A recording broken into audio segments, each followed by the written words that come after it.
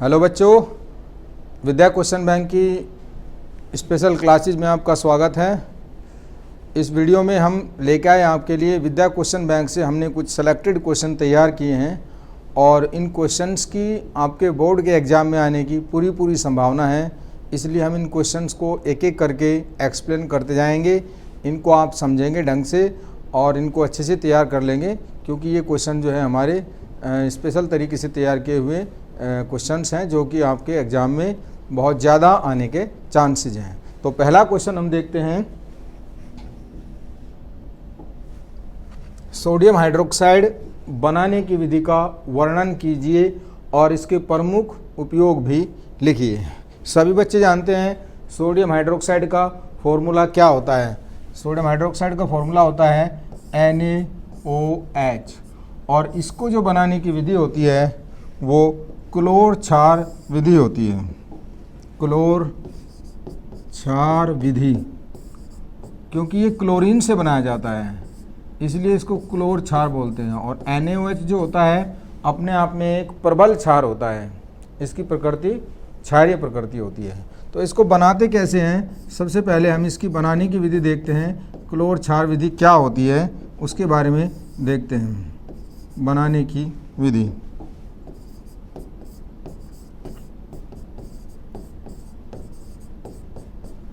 इस विधि के अंदर क्या करते हैं, NaCl के जलीय विलयन के अंदर विद्युत धारा प्रवाहित की जाती है।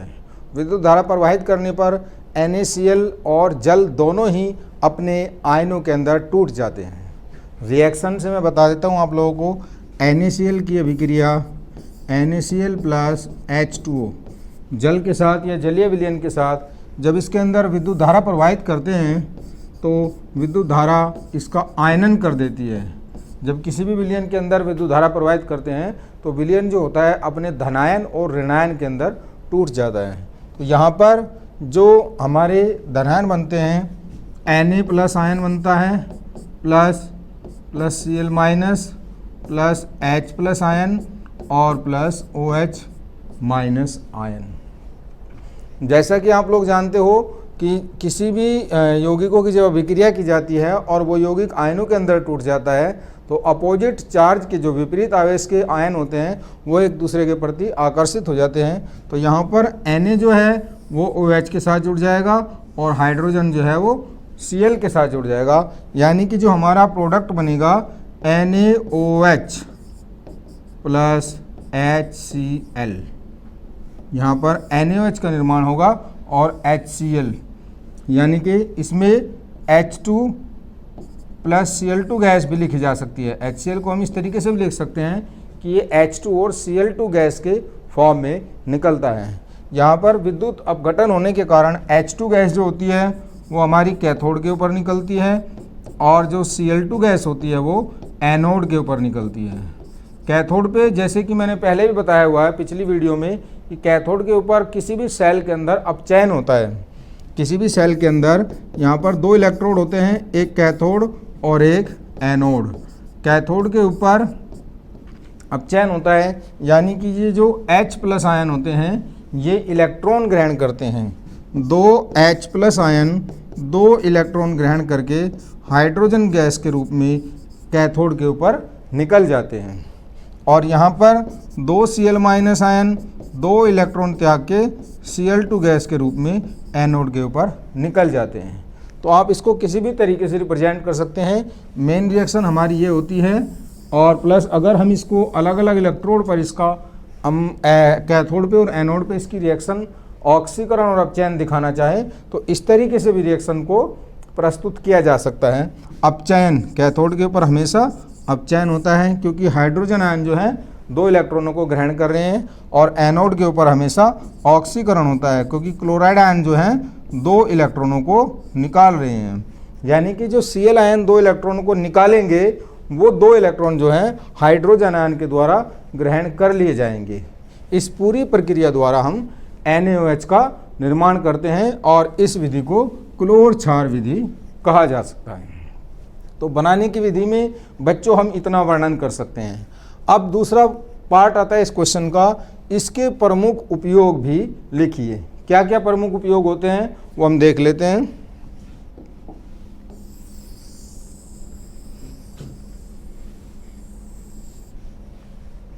उपयोग में NaOH का उपयोग जो होता है प्रयोगशाला में अभिकर्मक के रूप में किया जाता है, क्योंकि ये ऐसा अभिकर्मक होता है जो कि प्रयोगशाला में बहुत ज़्यादा मात्रा में इस्तेमाल होता है।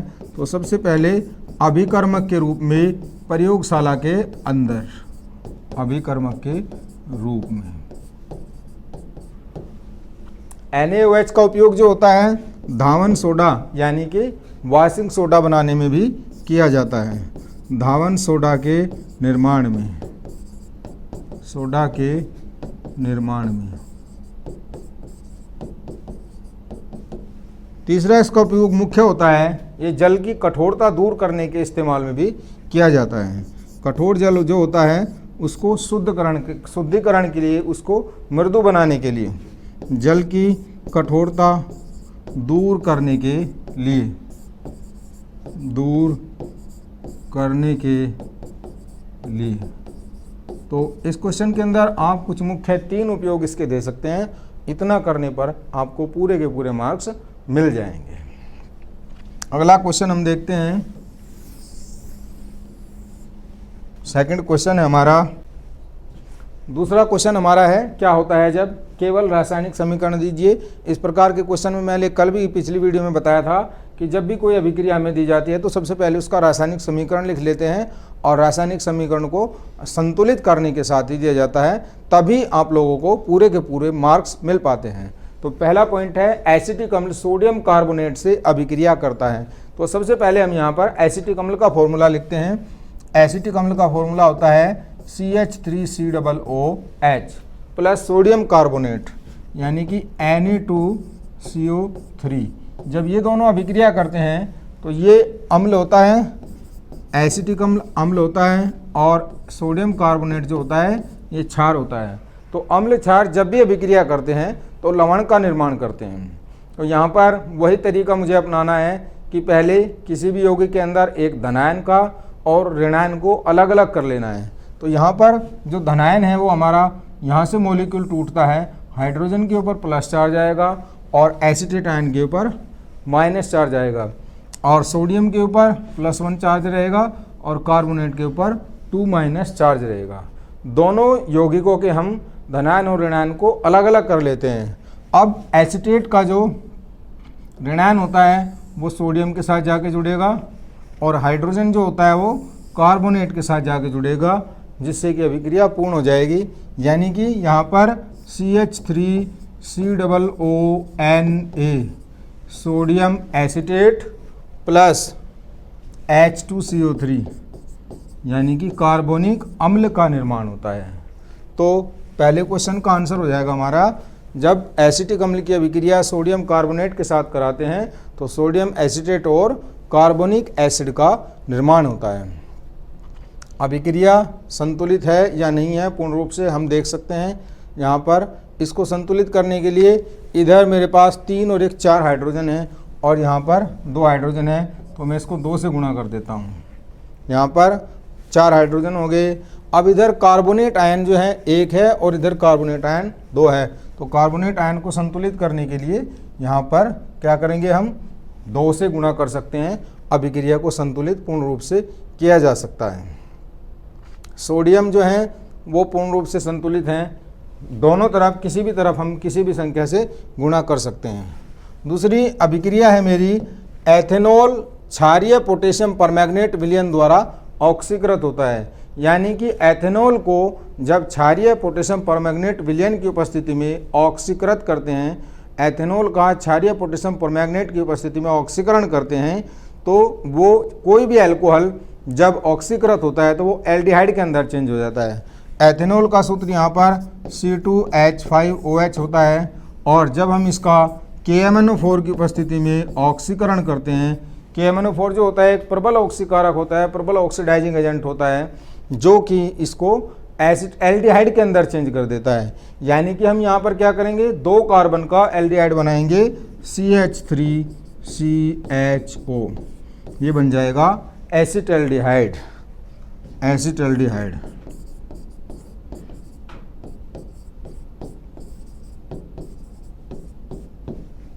इस तरीके से। अब दूसरा हम देखना है यहाँ पर सोडियम हाइड्रोजन कार्बोनेट एथेनोइक अम्ल से अभिक्रिया करता है। सोडियम हाइड्रोजन कार्बोनेट यानी कि बेकिंग सोडा जिसको हम कहते हैं।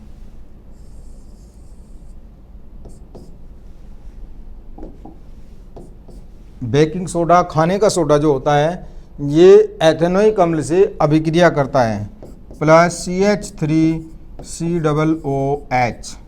इसमें भी वही तरीका रहेगा हमारा, यहाँ से मॉलिक्यूल टूटेगा Na के ऊपर प्लस चार्ज और HCO3 के ऊपर माइनस चार्ज।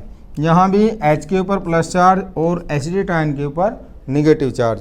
तो हम इसको क्या करेंगे, पॉजिटिव को निगेटिव के साथ मिला देंगे और इस पॉजिटिव को इस निगेटिव के साथ मिला देंगे, तो हमारा उत्पाद बन जाएगा CH3COONA प्लस H2CO3 यानी कि सोडियम एसीटेट और कार्बोनिक एसिड का निर्माण हो जाएगा। तो अभिक्रिया संतुलित है पूर्ण रूप से। इस तरीके से हम किसी भी अभिक्रिया को बना सकते हैं। चौथा पॉइंट है मीथेन का दहन करते हैं।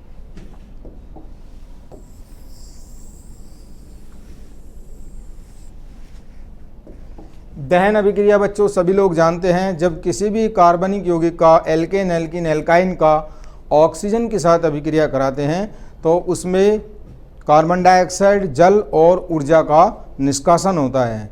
इस प्रकार की अभिक्रिया को हम दहन अभिक्रिया या कंबशन अभिक्रिया बोलते हैं। तो यहाँ पर मीथेन का सूत्र सबको पता है, CH4 होता है। जब इसकी अभिक्रिया मैं O2 के साथ कराता हूँ तो ये कार्बन डाइऑक्साइड प्लस H2O का निर्माण करता है।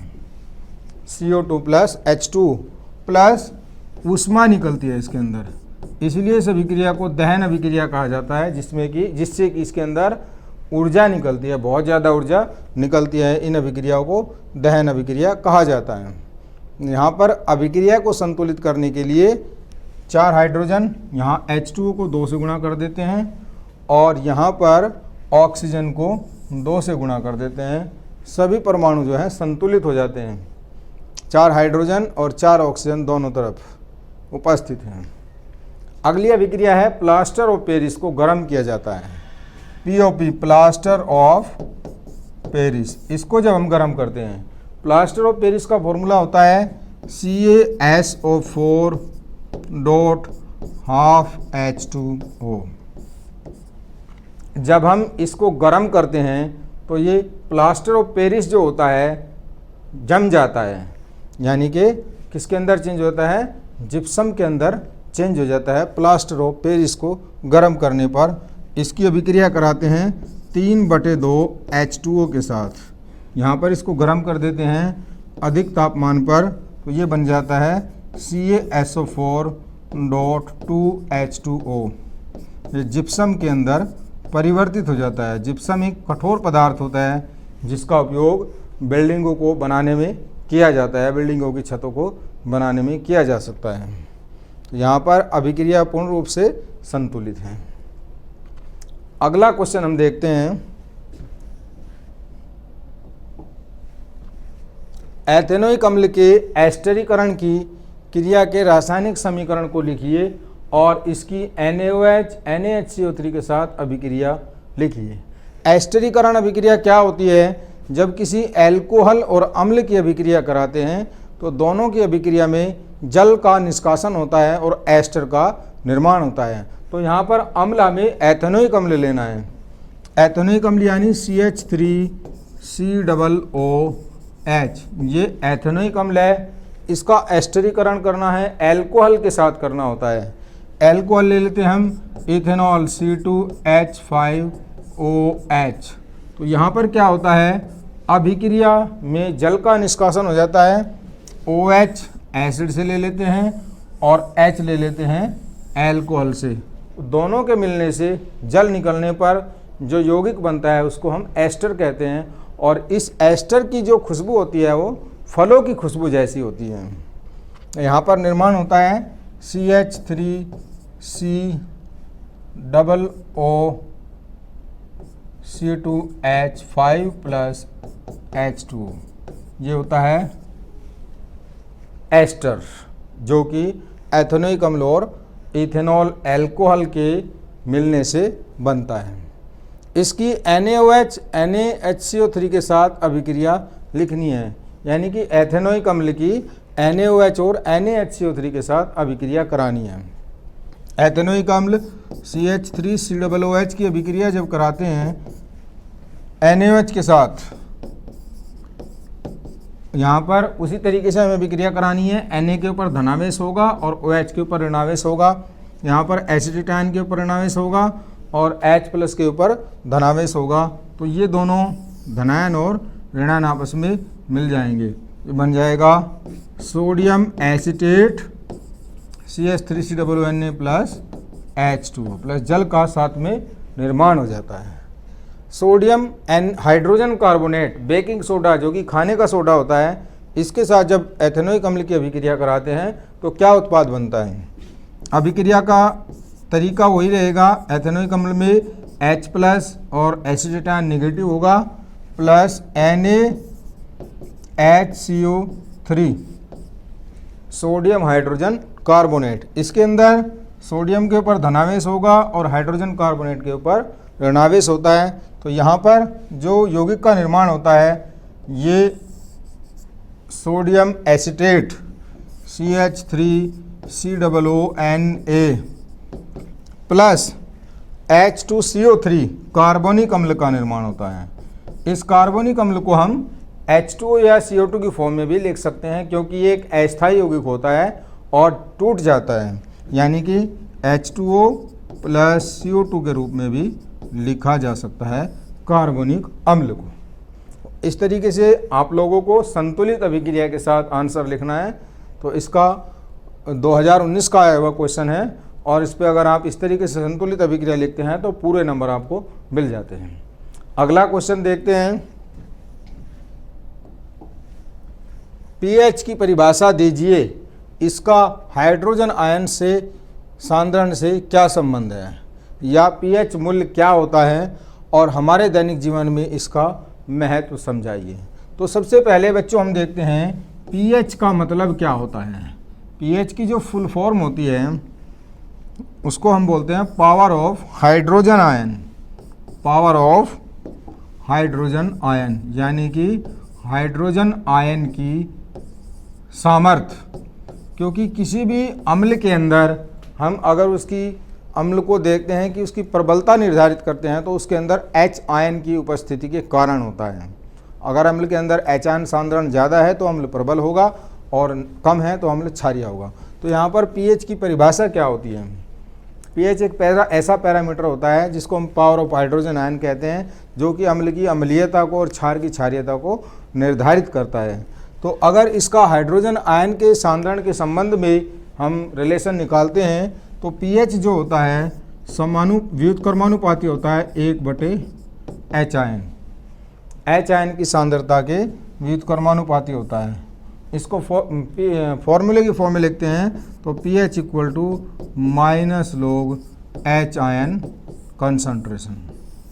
H आयन सांद्रता के रूप में लिखा जाता है, जो कि अम्ल की प्रबलता को प्रदर्शित करने के लिए इस्तेमाल किया जाता है। इसी के साथ में एक pOH वैल्यू भी होती है जो कि क्षार की प्रबलता को निर्धारित करती है। pOH क्या होता है, pOH - log OH ion concentration, OH ion की सांद्रता। और किसी भी विलयन के लिए pH प्लस pOH का जो मान होता है वो हमेशा क्या होता है, एक निश्चित मान होता है, 14 होता है। यानी कि जैसे हम pH की स्ट्रिप देखते हैं तो उस स्ट्रिप के ऊपर आप लोगों ने देखा होगा कि pH जो स्टार्ट होता है वो 1, 2, 3, 4 से लेके 14 तक चला जाता है। जैसे जैसे 5, 6, 7 ये क्या होती है, ये अवस्था जो होती है ये न्यूट्रल होती है, उदासीन विलयन होता है। और इससे नीचे जो होते हैं विलयन जो होते हैं सभी अम्लीय प्रकृति के होते हैं और इसके ऊपर जो विलयन होते हैं वो क्षारीय प्रकृति के होते हैं। यानी कि pH का मान जितना ज़्यादा होता चला जाएगा विलयन की प्रकृति क्षारीय होती चली जाएगी और pH का मान 7 से जितना कम होता चला जाएगा विलयन की प्रकृति उतनी ज़्यादा अम्लीय होती चली जाएगी। तो इतना सब कुछ पीएच के बारे में हम बता सकते हैं। अब अगला इस क्वेश्चन का अगला पार्ट है कि हमारे दैनिक जीवन में इसका महत्व समझाइए। पीएच वैल्यू जो होती है बच्चों, एक बहुत ही महत्वपूर्ण पैरामीटर होता है हमारी डेली लाइफ के अंदर। जितने भी हमारे खाने पीने के पदार्थ होते हैं, जितने भी हमारी औषधियाँ होती हैं, जितना हमारे शरीर के अंदर जो लिक्विड होता है, उन सब की दुनिया में किसी भी लिक्विड का एक निश्चित पीएच होता है। अगर उस पीएच को कम या ज़्यादा कर दिया जाए तो विलयन जो होता है वो ख़राब हो जाता है। तो सबसे पहले जो पीएच वैल्यू का पहला महत्व जो होता है, हमारे पेट के अंदर HCl अम्ल सिक्रीट होता है जिसकी पीएच वैल्यू होती है 2। हमारे स्टमक के अंदर जो हाइड्रोक्लोरिक एसिड होता है जो कि भोजन के पाचन के लिए जिम्मेदार होता है, उस अम्ल की पीएच वैल्यू 2 होती है। लेकिन कभी कभी क्या होता है, पीएच वैल्यू कम या ज़्यादा होने से पेट के अंदर बर्निंग होनी शुरू हो जाती है, एसिडिटी, जिसको हम अम्लीयता कहते हैं। अगर अम्ल की पीएच कम या ज़्यादा हो जाती है तो उस केस में हमारे पेट के अंदर बर्निंग होनी शुरू हो जाती है, जलन होनी शुरू हो जाती है, जिसको हम एसिडिटी या अम्लीयता कहते हैं। तो इसको कम करने के लिए क्या किया जाता है, औषधियों का इस्तेमाल किया जाता है, जिन औषधियों को हम एंटासिड औषधि कहते हैं। एंटासिड या प्रति अम्ल औषधि कहते हैं। ये औषधि क्या करती है, ये औषधियाँ क्षार होती हैं मैग्नीशियम हाइड्रोक्साइड का जलीय विलयन, जिसको हम मिल्क ऑफ मैग्नीशिया भी कहते हैं। मिल्क ऑफ मैग्नीशिया भी कहा जाता है। इसको लेने से क्या होता है, ये क्षारीय प्रकृति का होता है और जब पेट के अंदर एसिडिटी ज़्यादा हो जाती है तो ये क्षार जो होता है अम्ल के साथ मिलकर ये लवण बना देता है, जिससे अम्ल की जो अम्लीय प्रकृति होती है वह उदासीन हो जाती है और पेट के अंदर हमें आराम मिल जाता है, यानी कि हमारी जो स्टमक की एसिडिटी होती है वो ख़त्म हो जाती है। तो सबसे पहला पीएच का जो पॉइंट महत्व होता है वो हमारे आमाशय के अंदर HCl एसिड के कारण होता है। दूसरा जो होता है हमारे दांतों के अंदर होता है। जो हमारी दांतों में इनेमल होता है, हमारे दांतों के ऊपर इनेमल का एक परत होती है जिसके कारण दांत जो होते हैं वो सफ़ेद दिखाई देते हैं। जो दांतों की वाइट होती है, जो ऊपर की सफ़ेदी होती है, ये इनेमल होती है और ये मैक्सिमम पार्ट जो होता है कैल्शियम फॉस्फेट Ca3PO4 ट्वाइस का बना हुआ होता है, जिसकी वजह से दांत जो होते हैं वो कठोर होते हैं। और जो इस मुंह की जो बगल कैविटी होती है, मुख गुहा होती है, उसका पीएच मान जो होता है वो 5.5 होता है। लेकिन कभी कभी क्या होता है, पीएच मान जो होता है वो कम होना शुरू हो जाता है। 5.5 से जब कम होना शुरू हो जाता है तो मुंह के अंदर अम्लीयता बढ़ जाती है और ये अम्ल जो होता है दांतों की इनेमल को हटाना शुरू कर देता है। इनेमल जो होती है वो ख़राब होनी शुरू हो जाती है, जिससे दांतों के अंदर कैविटी बनना शुरू हो जाती है, दांतों का रंग जो होता है वो पीला पड़ जाता है। तो उसके लिए क्या करना है, जो पेस्ट इस्तेमाल किए जाते हैं हमारे कैल्शियम हाइड्रोक्साइड जिनके अंदर होता है, जितने भी पेस्ट वगैरह आते हैं उन सब के अंदर क्षारीय विलयन होता है और ये क्षारीय विलयन जब हम दांतों के ऊपर ब्रश करते हैं तो दांतों के इनेमल को यानी कि एसिडिटी को ख़त्म कर देता है। मुख गुहा की जो एसिडिटी होती है उसको ख़त्म कर देता है और दांतों का जो इनेमल होता है वो सेफ हो जाता है, बच जाता है। तो दूसरा पीएच का महत्वपूर्ण जो इस्तेमाल है, उपयोग है, वो दांतों के इनेमल को बचाने में होता है। तीसरा पॉइंट जो होता है मिट्टी की उर्वरक शक्ति। मिट्टी की उर्वरक शक्ति, मिट्टी जो होती है बहुत सारे खनिज लवणों का एक कलेक्शन होती है, एक संग्रह होती है। मिट्टी के अंदर बहुत सारे मिनरल्स और खनिज लवण पाए जाते हैं और इस मिट्टी का एक निश्चित पीएच मान होता है जो हल्का सा क्षारीय होता है। लेकिन कभी कभी क्या होता है, मिट्टी के अंदर ज़्यादा अम्लीयता आ जाती है, ज़्यादा खाद वगैरह डालने से या और किन्हीं रसायनों की वजह से मिट्टी के अंदर जब अम्लीयता आ जाती है तो वो अम्लीयता जो होती है फसलों को नष्ट करना शुरू कर देती है, जिससे हमारी मिट्टी की उर्वरक शक्ति कम होती है और फसलों की जो पैदावार उत्पादन होता है वो बहुत कम हो जाता है। तो यहाँ पर भी पीएच मान का बहुत बड़ा महत्व होता है, इसलिए मिट्टी का पीएच भी निश्चित रखना बहुत ज़रूरी होता है। मिट्टी की अम्लीयता को नष्ट करने के लिए किसान उसके अंदर कैल्शियम हाइड्रोक्साइड का छिड़काव कर देते हैं, जिससे उसकी अम्लीयता नष्ट हो जाती है और मिट्टी पूर्ण रूप से उपजाऊ हो जाती है और उसके अंदर फसलों की पैदावार जो होती है ज़्यादा होती है। चौथा पॉइंट जो होता है पीएच के हमारे दैनिक जीवन में महत्व का, कुछ जैसे मधुमक्खी वगैरह जैसे जो एनिमल होते हैं, ये क्या करते हैं, जब इंसान के ऊपर काट लेते हैं हमारी त्वचा के ऊपर, तो इनमें से एक अम्ल निकलता है। वो अम्ल जो होता है हमारी त्वचा को जलाना शुरू कर देता है। अम्लीय प्रकृति का होने के कारण हमारी त्वचा को नष्ट करना या जलाना शुरू कर देता है, जिससे चुभन बहुत ज़्यादा होती है और त्वचा के ऊपर, स्किन के ऊपर दाने दाने से हो जाते हैं और सूजन से आ जाती है। उसके लिए क्या करना होता है, उसको नष्ट करने के लिए या तो कोई क्षारीय प्रकृति का, जैसे सॉल्ट होता है, कॉमन सॉल्ट या बेकिंग सोडा, अगर हम उसकी जगह रगड़ देते हैं, इस्तेमाल कर देते हैं, तो वो बेकिंग सोडा उस अम्ल की अम्लीय प्रकृति को ख़त्म कर देता है, जिससे हमारी जलन समाप्त हो जाती है। तो यहाँ पर भी पीएच का एक महत्वपूर्ण उपयोग होता है। तो मुख्य रूप से जो पीएच के महत्वपूर्ण उपयोग होते हैं ये 4 होते हैं। अगर बच्चों इतना आप क्वेश्चन में लिख देते हैं तो इसका आंसर पूर्ण होता है और आपको पूरे के पूरे मार्क्स मिल जाते हैं। अगला क्वेश्चन हम देखते हैं, अम्ल, क्षार तथा लवण की परिभाषा एक एक उदाहरण सहित दीजिए। अब यहाँ पर हम तीनों बहुत ही महत्वपूर्ण क्वेश्चन है, बहुत ही इंपॉर्टेंट क्वेश्चन है, अम्ल, क्षार और लवण। तो सबसे पहले हम अम्ल देखते हैं। अम्ल क्या होता है? एसिड। बेसिक परिभाषा सभी बच्चे जानते हैं कि अम्ल जो होते हैं खट्टे पदार्थ होते हैं, इनकी पीएच जो होती है वो 7 से कम होती है और ये किसी भी पदार्थ को जलाने की क्षमता रखते हैं। लेकिन आयनन सिद्धांत के अनुसार अगर अम्लीय प्रकृति के आधार पर, रासायनिक प्रकृति के आधार पर अम्लों की परिभाषा दी जाए तो अम्ल वो पदार्थ होते हैं जो कि जल में घोले जाने पर H+ आयन प्रदान करते हैं। जब उनको जल में घोला जाता है तो वो हाइड्रोजन आयन निकालते हैं। जैसे HCl जो होता है, जब इसका जलीय विलयन इस्तेमाल करते हैं तो ये क्या बनाता है? H+ आयन बनाता है और Cl- आयन बनाता है। क्योंकि विलयन के अंदर जो H+ आयन होते हैं, जिसको हम प्रोटॉन भी कहते हैं, ये H+ आयन की अवस्था में नहीं पाया जाता है। अतः ये H+ आयन जो होता है जल के साथ अभिक्रिया करके H3O+ आयन यानी कि हाइड्रोनियम आयन की फॉर्म में पाया जाता है, जिसको हम हाइड्रोनियम आयन कहते हैं। विलयन के अंदर जो H+ आयन होते हैं वो हाइड्रोनियम आयन की फॉर्म में पाया जाता है। अम्लों के और उदाहरण देखते हैं। जैसे नाइट्रिक एसिड होता है, जब इसका जलीय विलयन लिया जाता है तो ये H+ आयन देता है प्लस NO3- नाइट्रेट आयन देता है। H2SO4 ले लेते हैं, ये भी सल्फ्यूरिक अम्ल, प्रबल अम्ल होता है।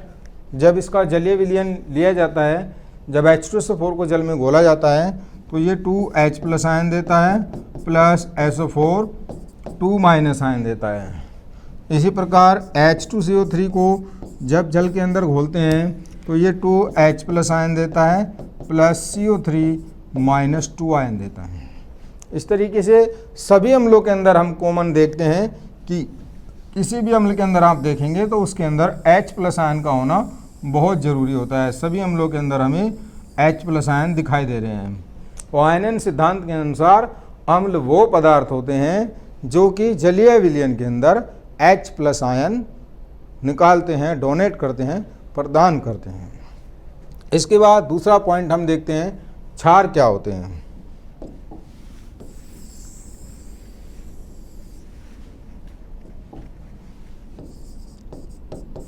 क्षार यानी बेस।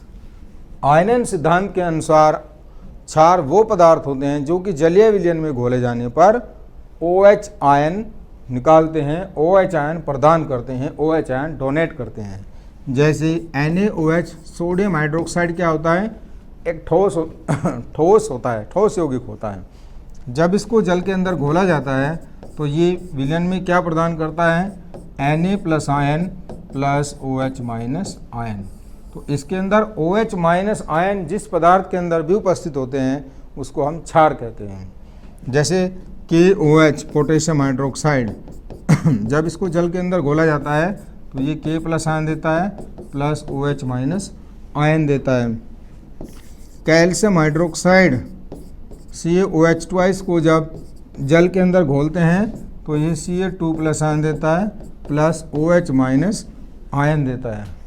एल्यूमिनियम हाइड्रोक्साइड को जब जल के अंदर घोला जाता है तो ये भी क्या देता है, Al3 plus ion plus OH minus ion. तो सभी क्षारों के अंदर देख सकते हैं कि एक कॉमन आयन होता है जिसकी वजह से किसी पदार्थ को हम क्षार कह सकते हैं और उसको बोलते हैं OH माइनस आयन। तो क्षार की परिभाषा बच्चों आप यहाँ से लिख सकते हैं, 2, 3, 4 उसके एग्जाम्पल दे सकते हैं। अब आता है लवण। लवण क्या होता है, अम्ल और क्षार जो होते हैं